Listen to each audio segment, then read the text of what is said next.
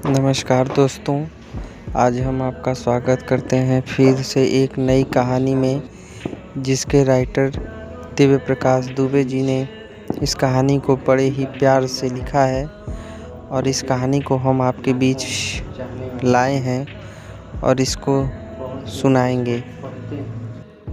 हमें उम्मीद है ये कहानी आपको भी बहुत पसंद आएगी और आप इसे विस्तार से सुनेंगे। तो आइए ज़्यादा समय न गवाते हुए अपनी कहानी को सुनाना प्रारंभ करते हैं। हमारे पास हर कहानी के दो वर्जन होते हैं, एक दूसरे को सुनाने के लिए और दूसरा अपने आप को समझाने के लिए।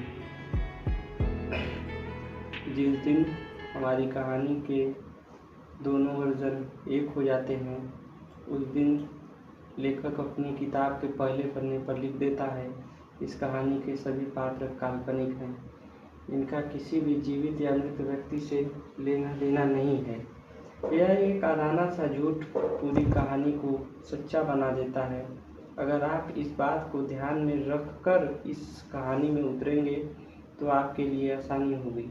सारी दुनिया दिन रात इस इंतजाम में है कि लोगों को कम से कम अपने अंदर झांकने की फुर्सत मिले। इस दौर में किताब पढ़ना अपने आप में बड़ा काम है। किताब का काम वही है जो पानी का एक छोटे से पौधे के लिए होता है। खुशबू और खूबसूरती पानी में नहीं होती, लेकिन हर पौधे को पानी में अपनी खुशबू ढूंढनी पड़ती है। इस किताब को न लिखने की इतनी वजहें इकट्ठा हो गई थी कि इस कहानी को लिखना पड़ा। हर बार जब किताब शुरू करता हूँ तो ऐसा लगता है कि किताब पूरी नहीं हो पाई। कभी मैं खुद से नाराज हो जाता हूँ तो कभी कहानी के किरदार मुझसे नाराज हो जाते हैं।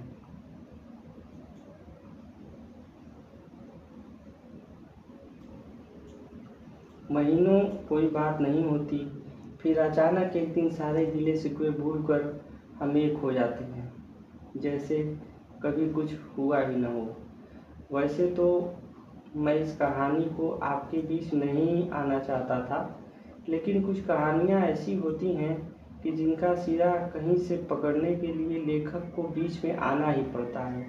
कहानी में घुसने से पहले बस आप कुछ बातें जान लें तो बेहतर होगा। अक्टूबर जंक्शन का ख्याल मेरे पास मुसाफिर कैफ़े लिखने से पहले से था, लेकिन यह कहानी कुछ साल नाराज रही। मैं कुछ और कहानियाँ ढूंढता